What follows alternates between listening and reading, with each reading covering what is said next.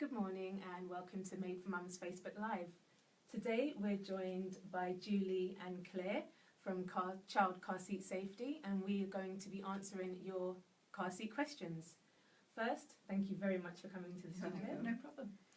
I'll give you a little bit of information about Julie and Claire. They are specialists in the field of child in-car safety. They have many years of experience between them in regards to safety for child car seats. They offer training and advice on how to install and fit car seats. Also, they do car seat clinics around the country all year round, really, checking your car seats in places, car parks like Tesco and Asda, really everywhere. I've seen you guys working so hard everywhere to make sure that child car seats are safe. Is there anything else you want to mention about child seat safety? I think you've covered everything. Yeah, that's Brilliant. Yeah. Well, thank you again so much. Firstly, we're going to start with our questions, or your questions that you sent in to us about car seats. And we're going to start with Sarah Playden. She gave us a message on Facebook. Her question is, I'm due in May and my parents are looking to buy a car seat. Which car seats are safer, Isofix or belted installed car seats? Okay, well, it depends on how good you are at fitting car seats. So I always say I didn't have Isofix seats because I knew what I was doing with the seat belt. But if you're a bit unsure, the whole idea behind Isofix is that they reckon that 96% of them you can't get it wrong. It's great having an Isofix seat as long as you have the child fitted in it correctly as well. So you need the two to work together. Clearly, having a great fitting seat and a very poorly fitted child is not going to help anybody. Yeah. So some of them are a lot more difficult than others with seat belts. Some of them do have quite tricky routings that you have to fasten the seat belt through. You do have to be a bit of a contortionist to get your arm through, and you do have to make sure it's really tight. So if you're looking for something, maybe you've got a two-door car, I would highly recommend you go for Isofix, because that means you can just like click and collect. You just put the baby in and you're away. And there's no need to remove it all the time and to fight into the back of the car. But it's also dependent on your budget. You do tend to find belted seats are a cheaper option, but they will work just as well if they are fitted correctly. So what would you say would be, how can parents be sure that they fitted it correctly if this is their first car seat that they've bought? Okay, so they need to check the instructions and follow the instructions. Some of the manufacturers, most of them now are brilliant in that they will do online fitting guides. So they're there, their information's online for them to actually follow a fitting video. So follow that, but read the manual as well, because there'll be tips in there that they won't have covered on the filming that will be peculiar to your child. So maybe to do with the weight and removing a cushion. And you can imagine if they tried to do the whole handbook on a film, it would be quite an epic. So look at that. Check with your car that it fits your car. Your manual, your vehicle hand manual that you have in your car is it's a godsend. It will really help you find out all the information as to which seats you can put in which position, whether you can put car seats into that car, and which groupings you can do. So use those two things together, as well as your manufacturers, your car seat manufacturers' fitting guides. So go for those and you let them guide you. If you need extra help, there are, as we've said, clinics that are going on around the country all the time, and you can get independent places to check those for you. Or go back to your retailer and ask them, have we done it right? I think going to a retailer to actually get the seat fitted in the first place is the ideal. Because there are quite a few retailers that offer that service, don't they? Yeah, absolutely. For free. Yeah, definitely. Brilliant. Our next question is from Lisa Chapman. She asks, what age or size does the 2-hour rule cease to apply?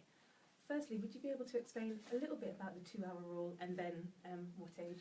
Okay, so this 2-hour rule comes about how long you keep a baby infant in an infant carrier. Simply because lots of people don't just use them as a car seat, they're using them as a feeding chair, a sleeping cot and things like that, and they're in there a long, long time, especially with travel systems and things like that. So basically we would say an infant shouldn't be in an infant carrier longer than 2 hours at a time.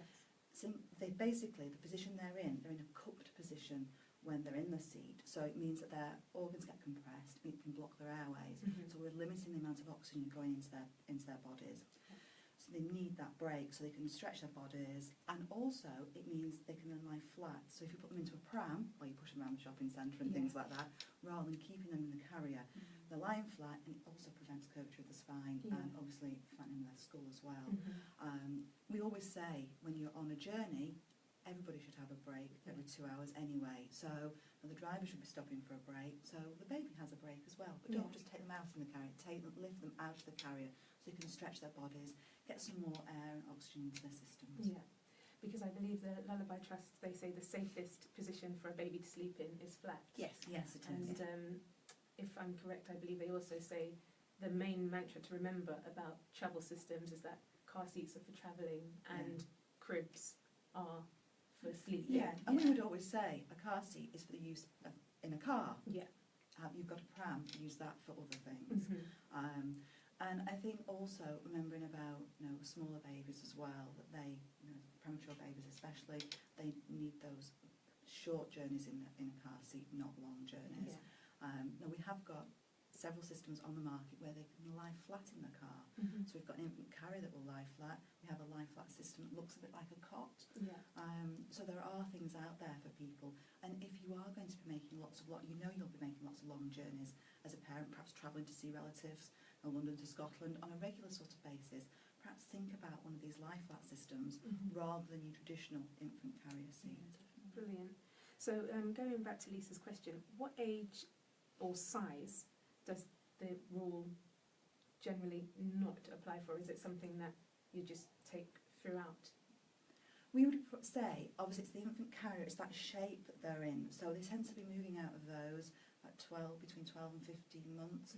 So really, until they're in the forward-facing seat, or obviously a more upright rearward-facing seat, then but everybody needs those breaks. So really, for every child, 2 hours is enough to be sat in a seat. No, even for 8, 9-year-old, 2 hours is enough to be sat in a seat. So really, have those breaks. Don't keep them in those for hours and hours and hours. One of the things that parents say to us on the when we're doing the check events is they've got maybe a 6-year-old and they hate their high back booster seat because it's uncomfortable.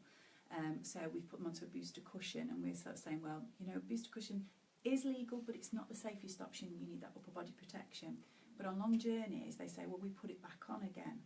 I said, well, that's just for a sleeping option. It's not to protect. You need it all the time to be there. But also bear in mind that if you're doing long journeys, you wouldn't like to be strapped into a dining room chair for 2 hours. And some of the seats have no padding. So if you know you're going to be making those journeys, have a look at investing in something that is going to give you good protection. Maybe you can get them with memory foam in, you can get them that expand, and that is comfortable. So give them that armchair experience rather than a dining room chair experience, and it's going to be a better journey for you, a more enjoyable journey for you as well. So use that as a rule, but everybody get out after 2 hours and have a walk around.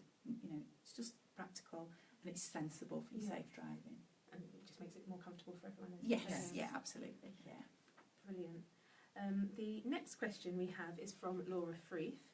Her question is, does a 9-month-old need to be in a rear-facing car seat? And she's asking this because she's been putting her son in a rear-facing car seat, or she wants to put her son in a rear-facing car seat for as long as possible, but she's seen many small babies face forward, and she just wasn't entirely sure on the age and what the practicality of the law was. Okay. We would say, we always advise people to use their infant carrier for as long as they possibly can. Majority of the infant carriers go up to 13 kilograms. 95th percentile for 13 kilograms is around 15 months old. So what people get confused at is when they look at the next seat up, on the side it will say 9 months to 4 years. So everybody gets that 9 months in their head. Now, we would always recommend that you use the infant carrier for as long as you can, because the seat actually works better the more the child feels it. Because it's a bit like a motorcycle helmet. If there's less movement, so the less movement there is between the baby and the seat, less damage there will be to the baby. So they are better at that upper end. And parents sort of really push to move them to that next stage. And they'll say, well, their feet are sticking over the end, they've outgrown it. No, they've not. As long as their head is still, can I just show you on the seat? As long as their head is still encased. This one, as long as their head isn't coming over the top of the seat, then they're absolutely fine. Once it starts to crown over the top, then they're too big for it, or they've got to the 13 kilograms. But just because their feet are sticking out, they will bend their legs. We don't sit in the car with our legs stretched out. We bend our legs. So babies will bend their legs. So they've not outgrown it. So we would always recommend that they use it for as long as they possibly can. keep babies safe. But like I said, parents do get confused because on the next stage seat up, often it'll say from 9 months. Yeah, 9 kilos. And 9 kilos and things like that. So I suppose the main thing is not to be in a rush. No. you spend quite a lot of money on it, so get your money's worth out of it, and use it for as long as you can. It's a good position for a baby. The rearward facing as well. So use it for as long as you can. Brilliant. Moving on to a question about an older child, Steph Edwards has said her 2-year-old is approximately 3 stone, which is around 19 kilos. Which group seat should he be in? Okay, so at 19 kilos, you're moving just away from the harness seat now. You've got that sort of child who needs to have, the harness won't hold them after 18 kilos. There are rearward facing seats that you can get, which are brilliant and will hold them till 25 kilos. The difference being is the force in the impact, so it's how they sit within it. So you could look at something like that. Having a look at rearward would be a really great idea. Keeping children rearward as long as possible. If it will work for you and you can fit it into your vehicle. A lot of people cannot fit these seats into their vehicle. They're getting a lot smaller, which is great news. And people are a bit worried about where their legs will fit. Don't worry about that, they'll fit. They usually tend to hang over the seat a little bit, so there's a gap for them to put their feet down into. And they can put them on the back of the chair, which most children do. They'll be fine like that. There are also some which will go both ways. A bit more specialised seats, if you have a look online, you might not find them so much in your high street, but there's like the Britax 2A Elite, which is a reasonably priced seat, and that will hold them up in a harness until they're 25 kilos. People do have a problem with children who are, like saying it's 2 years of age. Will they understand that if they've got a seatbelt on, that they don't undo that seatbelt? And one of the things that we always sort of encourage parents to do is when they're moving out of a harness seat and they know that their child's going to be going into the next seat, is to start that conversation with the child about, you're going to go into a grown-up seat, you're going to be wearing your seatbelt just like I do, very grown up, but I need to know that you're not going to undo that buckle, and build it up with them, get them used to the idea, and that when that car engine is moving, when the vehicle's moving, the engine is on, that stays fastened, because we don't want them tapping us on the shoulder while we're driving along. So just to remember that if you feel that your child maybe is one of those who would undo it, start building them up to that point. That's a great tip, and I think we're starting to see car seat manufacturers make rearward facing car seats or harnesses for older, heavier children, should I say? Because we are starting to see babies that are heavier but need that protection because they're still in the younger age. Because their bones aren't developed and strong enough yet. Their body weight might be there, but their bones aren't strong enough. So that's the importance of it. Yeah, brilliant. Absolutely. And something that I suppose we're all kind of thinking about now, considering the weather, is car seats and thick coats. And Lisa Stewart asks, can you please explain why thick coats and car seats aren't a safe combination? Do you want to do that? Okay, so we would basically say that the harness on the seat needs to be as close to the body as possible. So we don't want that extra padding. It gives them space, and if they have any space, their bones are so soft and flexible that it means they can get their arms out of the smallest space, so they'll be able to wriggle under the harness with their arms and get out to the seat. So it doesn't need to be nice and snug. I always say snug is good. So nice and close. You might have heard about the 2-finger rule, about checking you can't get 2 fingers between the harness and the child. We use something called a pinch test, which we find is easy to explain and easy for parents to do, because shall I demonstrate? Yeah, they're obviously everybody's hands are different sizes, so 2 fingers can be quite difficult. So what we say is do the pinch test. So pull the harness nice and tight around the child. So let's imagine we haven't got a child here, but let's imagine we have. Okay. So I can get a bit of a pinch onto this now. If I could fold this in half, let me see if I can work out, I can release this. Can I do that? There we go. So if I can pinch it at all, obviously that's way off, I can pinch it, that's too loose. So I want it so that I can't get a pinch at all on my harness here on the child, and that's how tight it should be. In a rear facing seat from the shoulder here, you need to make sure it's coming from behind the shoulder or just above the shoulder. On a forward facing seat, you need to make sure it's the opposite. So it's a bit like how you'd wear your seatbelt, with it on your shoulder or just above your shoulder. So you need to decide when the rear wood is behind, when the forward facing it's just above. and make sure that you do that pinch test.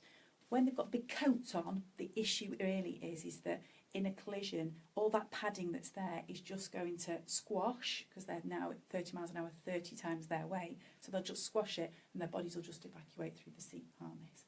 So coats off. We shouldn't wear ours. In fact, my car handbook advises me not to wear coats and to have my seatbelt snug. The word it uses is snug across me. So we shouldn't wear coats in the car.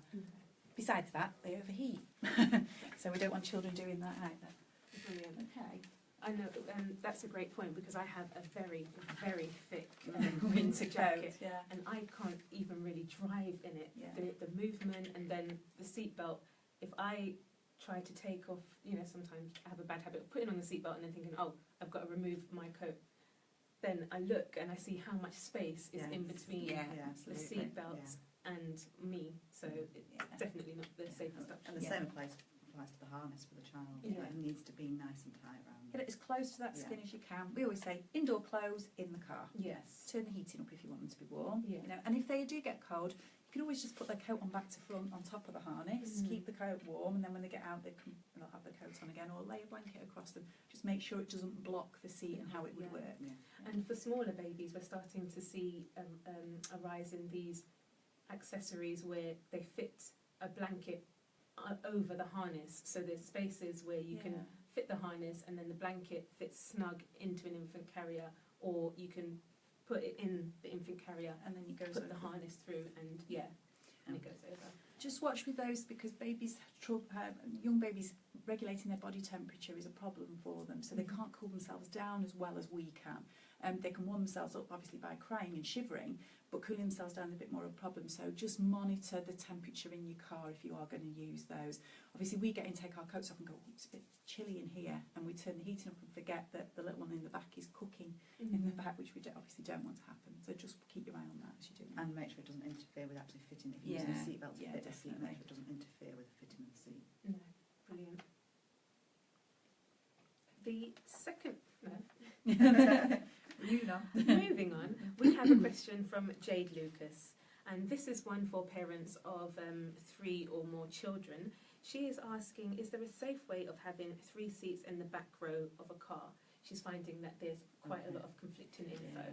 We get asked this an awful lot, and basically we would say if you need to fit 3 seats on the back row, you need to have a hand gap between each seat, so you can get your hand down the side to get to the buckle and things like that. And also they mustn't lean on the car doors, so you must have a gap there. We've got, in a lot of cars, we have airbags in the sides of the seats, so if you've got the seat leaning on the car door, obviously that airbag can't work as well. So we need a gap there. There are solutions.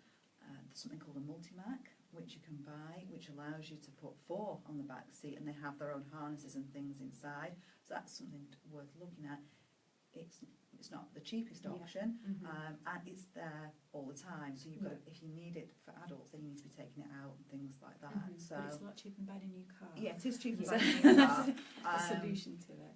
We also say you don't necessarily have to put all 3 children in the back. You could put one of them in the front, and the other adult passenger sits in the back. So that is an option. I know it's not ideal, and some parents don't like the fact they have to sit in the back, but it is an option. You could put, say, the oldest child in the front on their appropriate seat, and then you've got a space in the back for the adult.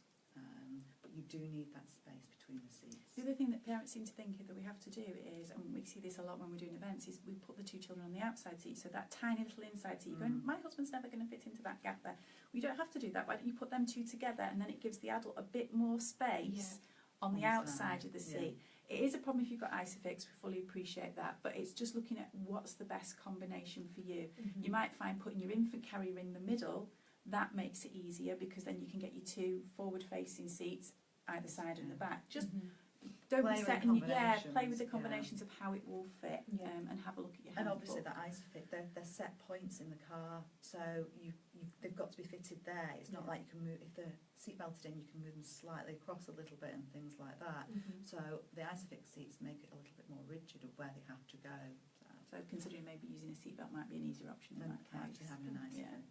And would you then also recommend that parents go to the individual manufacturers' websites, because then they'll have what car seats fit what type of car, chairs, and There are some which are very narrow bases on, so you Yes. might want to look for something like that, but that's not going to be any good if you've got an 8-year-old boy who's starting to fill out and he's getting broad shoulders. He's going to be squashed in the back. So you do need to think of, longevity of your seats that you're going to be using, Yeah. how long you're going to keep the car for, just working out your combinations. But there's always that option of, can you get one in the front and use that? It's not the safest option, but it's going to be safer than trying to have one who isn't using a seat in the back. Of course. That's great advice. And we have a question from Shady W, who has asked, what's the best value rotating 360 car seat at the moment? Okay. Well, there's this all depends on what sort of car you've got. Have you got Isofix in the car is one of the first questions that we do, and what car is it going into? So you need to look at those first of all. There are a few that are on the market at the moment. There's more coming onto the market with the rotation on them. If you're looking for good value for money, we've just made a couple of notes of a few of them. The Joy Spin is good value for money. The Dual Fix by Britax, rear facing up to 18 kilos, retailing at the moment about £350. The Maxi Cozy Axfix, that's your i-size, one of your i-size seats that's available, so that's looking good, so you do need to have your Isofix points for that. And Recaro have brought out a 01 seat, retailing about £400. People think that's an enormous amount of money. It is an enormous amount of money, but the time that you would use it from, and you could use this from birth until they're 105 centimetres, works out at about 28 pence a day that you're paying for it. So if you think about those little extras that maybe you pay, this really isn't anything. It's just you've got to pay it in one bulk, unfortunately. And it is the new i-size seat as well. And it's size, yeah. So there's a few there that are on the market, but as I say, really without knowing their actual car, what their situation is, do they need to get other children into the car? Is it a 2-door? Is it a 3-door? Has it got enough space? Wouldn't want to say definitely go for this one. Yeah, that we need to just check what all the details are. Because, as we say at MadeForMums, all parents are individuals, Yes. and every family has Yeah. different needs. Yeah. So I suppose it's just that you do have to do some research and look around and see what's best for you and your family. And their needs will change. Their needs Yeah. will change as their child develop and as they grow, and their combinations of children. More come along, or ones get older and they don't need seats anymore. So it will all stay. It's just that it is a complete moving feast. But keep going back to your retailer and saying, is the harness in the right place? Can you help me? I'm not quite sure I've got this right. I've taken the covers off to wash it. And the number of times people turn up at events to us and go with a car seat and a cover and a harness, and help me please, can you put it back together again? I really don't know what I'm doing. If you're not sure, our top tip is, before you take your seat apart, take loads of photographs of it on your phone, how it was fastened, the buckles, etc., which way they were fed through, where the position needs to be on the seat, and then take it apart, take the covers off, wash them. On the harnesses, don't use anything other than mild soapy water on them. If you put anything on like an antibacterial spray, you think you're cleaning it, baby wipes, anything like that, the problem is that they will start to either burn the webbings, or they'll make them tacky, so that they won't work properly at that moment when you really need it to. So, the instruction manuals tell you this. Always use mild soapy water. Covers can go in the washing machine, that's fine, that's not a problem. But harnesses, just really look after them, and the same applies to your vehicle seat belts. Always look after those as well. If you start to see any puckering or damage to them, just get them checked out that they're still okay, because they are the things that's stopping you from getting really injured. They're the important part of the car, so just make sure you check those out as well. But it's so easy as a parent, because you always have baby wipes. Of course you do. Yes, Of course you do. Yeah, And it's an emergency clean-up type of situation. But if you're going to be scrubbing it, no jet washing it, please. Don't do anything like that to your car seat. Just look after it. It's there to look after your child, so do the same back to it. So going back to what you said a little earlier, I imagine when parents buy car seats from a retailer, they probably get it installed and then think, okay, well, I've had it now, I can't possibly go back to a retailer, they might charge me or something. Is that something you would recommend? Can they go back to a retailer as often? Absolutely. You'd go back if the wheel on your pram was squeaky and say, where's it squeaking, can you fix it? And they'll take it back and they'll have a look at it, and maybe they'll send it for repair or whatever. Same applies with your car seats. They'll more than happily show you how to move it up to the next stage, how to check it for you, to give you a bit of advice. If you're going to get a new car, just make sure, take your car seat along with you if you're getting a new car. Make sure it fits in your car. I did, so that I knew that I wasn't going to have to buy a new car and new car seats. So just work with the retailers. They're more than happy to do that. That's brilliant. Of course, if you guys aren't in town. Yeah, if we're not around, we check you, yeah, that's fine. We've got another question just come through on Facebook, which is quite interesting. We've been asked, are car seat belt extenders safe to use? Oh, okay, right. One of the reasons people use car seat, so a seatbelt extender is just an extra piece of seatbelt that the buckle. Like you're on a plane, if Yeah. You know, if you've got to put an extra child on with you, you get the extender kit, don't you? And it's just that. Now, the problem with them is where they actually sit onto the child. So they could end up, if you're using it on a lap belt, because you've got that issue of 3 seats, it can actually end up sitting across a vital organ. And in a collision, that could do some damage, serious damage to the child. So we wouldn't recommend them. The other reason is that when you actually start fitting them over a car seat, if you're using it to maybe extend it around your infant carrier, it could also be sat in a position. It hasn't been crash tested with an extender. So, you know, just bear that in mind when you are using them. So really, they do have a place sometimes that we need to use them, but very, very limited. We try and avoid them at all costs if we can. Would parents be picking up a seatbelt extender because maybe that might not be the right car seat for that car? Could that be a possibility? Yes, I suppose if you think about an infant carrier, sometimes we struggle to get a seatbelt around an infant carrier. It's not long enough. They might think, oh, get an extension for it. But like Julia said, if it's sitting in the wrong place on that infant carrier, you know, it could come apart and things like that, and the seat hasn't been tested like that. So, but parents might do that. So really, again, we go back to get the car seat checked before you buy it, make sure it fits your vehicle, etc., and you shouldn't have any problems then. The other reason parents tend to use them is when they've got the 3 across the back. I think it's probably where maybe this question's come from, and being able to get your hand down the gap because you can't actually reach the buckle. So just to make it easier for the children to reach, just look at where it's sitting on the child, because there's no point in having it if it's going to do some serious internal damage to the child, is there? Another question from Gemma Hardman. She has asked, or she has said, we've just swapped our 7-month-old into a bigger seat. He weighs over 11 kg now and is the size of a 1-year-old. Do we keep him rear-facing in the seat? We would say yes. If your infant carrier takes the child to 13 kilograms, then you've still got that 2 kilograms, which is still quite a decent weight to gain. So keep them rearward-facing for as long as you possibly can in that infant carrier. As long as their head hasn't come over the top, then it's fine. And like we said, 13 kilograms, it's normally about 15 months old. So we always try and say, get them to at least 12 months before you're thinking of moving them out of that infant carrier. So use the seat to its upper limit as much as you possibly can. If Gemma's got a child that sort of age and that weight, and a lot of parents do, the next seat, consider a rearward for longer seat, or a 2-way seat, so that you can continue putting them rearward, and the harnesses will go to 25 kilos in them.